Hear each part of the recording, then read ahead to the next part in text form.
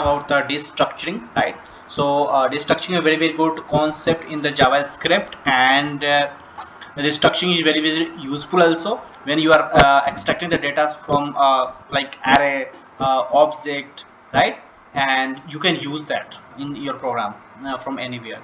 You do not need to be write some queries and okay, some function to do that. So this is inbuilt features of JavaScript, and you can do restructuring, destructuring, and from there you can extract the data from a list of data, or you can say array of data and an object. So you can say that destructuring is simply extract array element or object properties, and it store them into the variable.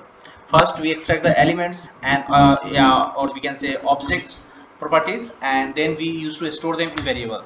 Like if we have a array like Hira and Babu we have, right? Or simply we have hello Hira we have in an array.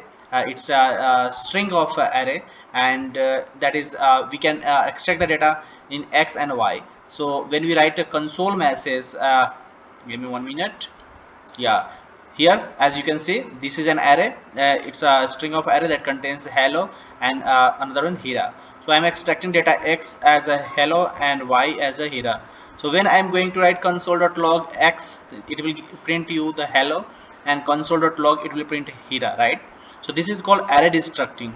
And if we have objects, so what we have to do, if we have an object, object contains a value as a JSON, right? So name we have Hira and age we have 26, right? So I'm extracting name from an these objects, right?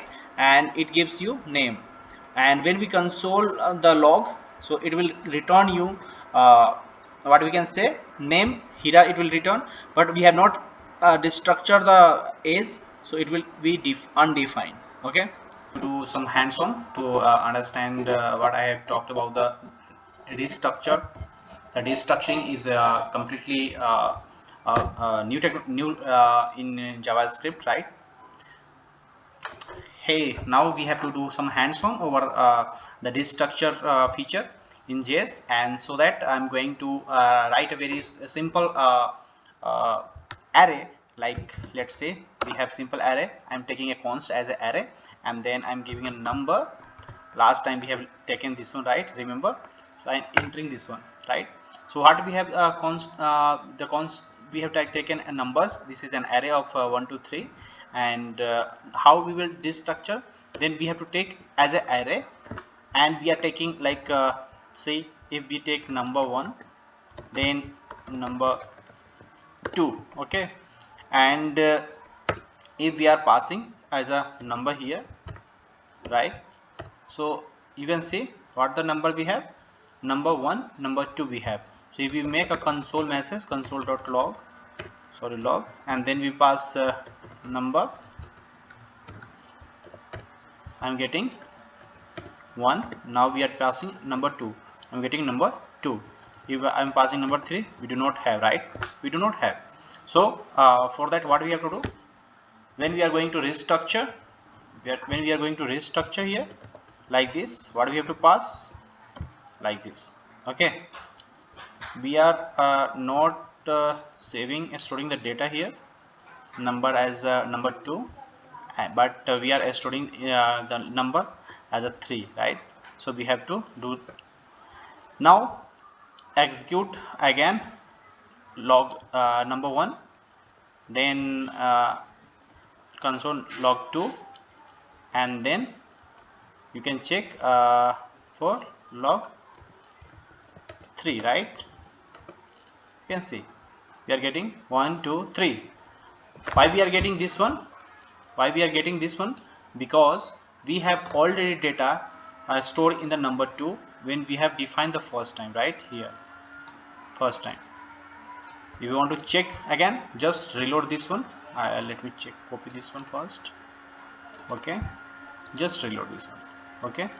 And again define this, and make this structure first. What we have to type? This one, right? Now make console log 1, then console log2, so it will not give you data, but when you're writing log3 you will get the data. Okay, so thank you guys. If you have any doubt in this program and this structuring, please let me know in the comment box.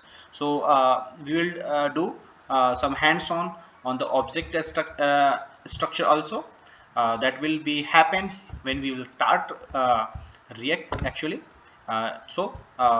Continue the React course and do some hands-on. You will be a master in the React. Thank you.